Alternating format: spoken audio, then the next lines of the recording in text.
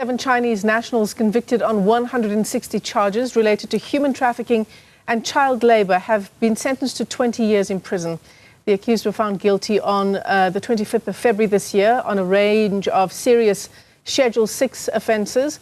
They've been sentenced on several counts, including aiding and facilitating human trafficking. Newzroom Afrika's Siteliso is outside the Johannesburg High Court for more on this story.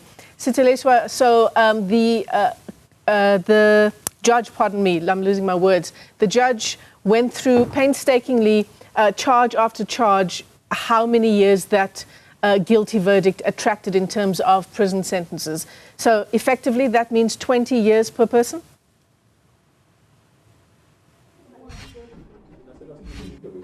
Yes, that's right, Michelle. A very good evening to you, good afternoon to you and also our viewers.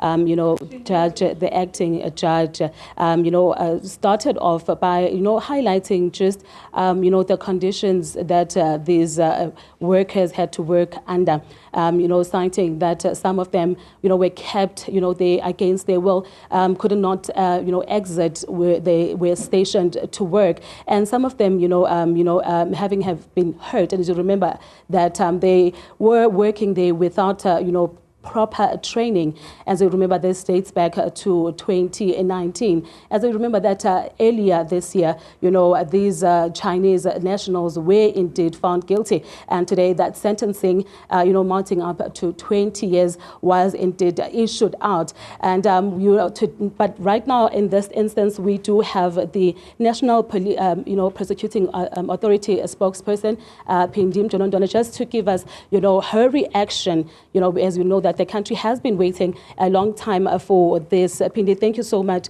for taking the time to talk to us.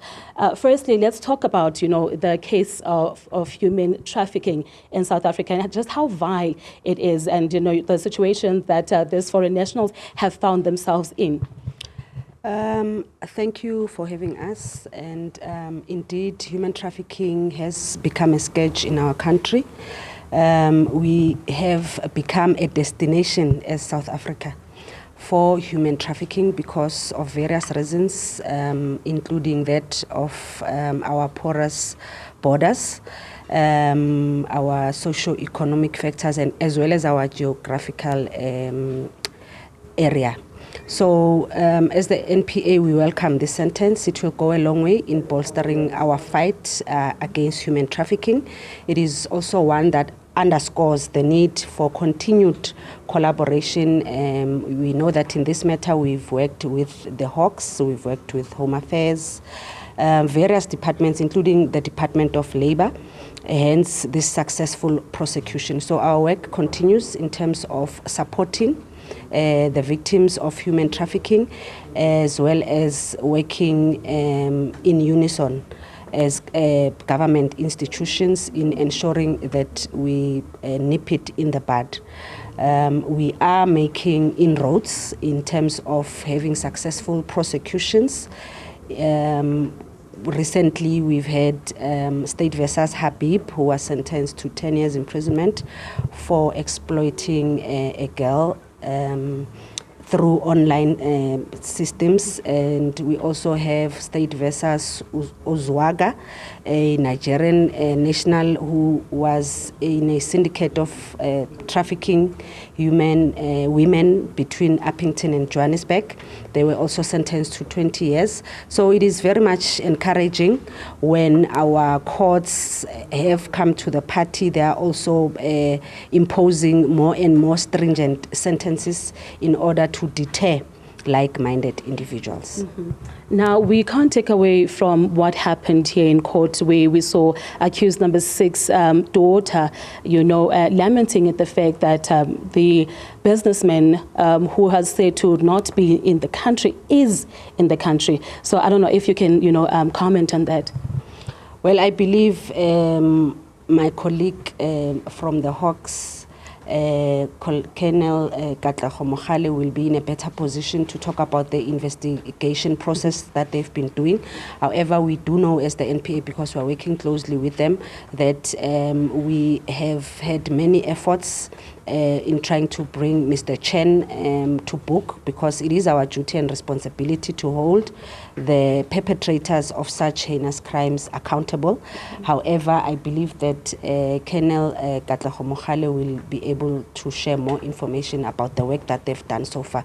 But we tried collaborating as well with the Chinese embassy, but she can tell you more about the work that they've done so far. Okay.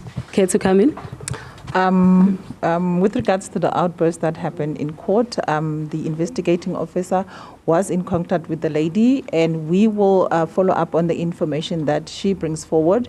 And as my colleague has said, we do interact with the embassies of those who are victims as well as those who are perpetrators, in order to holistically deal with the situation that we find ourselves in. Mm-hmm. How far did this investigation, stretch? Because one of, some of the things that she has said was that these foreign nationals were not trafficked or human trafficked to come to South Africa. They were essentially in South Africa illegally in the first place. This is the information that during investigation we received from the victims themselves, and upon actually investigating, because we cannot take at face value if a person is in the country legally or illegally, we are in contact with Home Affairs in order to ascertain when and how the person entered the country. Mm-hmm. Okay, I think we're just going to wrap it up there. Thank you so much for your time. Michelle, one of the allegations that the accused number 6's daughter made was that her mother was only, in South Africa for only 3 months. And, the accusations that were made that she, had knowledge of this human trafficking is not true, essentially. And so now that the judge also, acting judge David Mango, did say that accused number 8 in this instance, which is the factory owner, will then be fined an amount of 300,000 rands. So what we know right now is that all the accused are inside, and they have been locked, and they have been locked in, and they will start, with their sentences concurrently to that. But in all in all, it is 20 years, Michelle, and let's throw that back to you in studio. It's Elisa Beja. It's live from the High Court in Johannesburg. Thanks very much indeed for that update.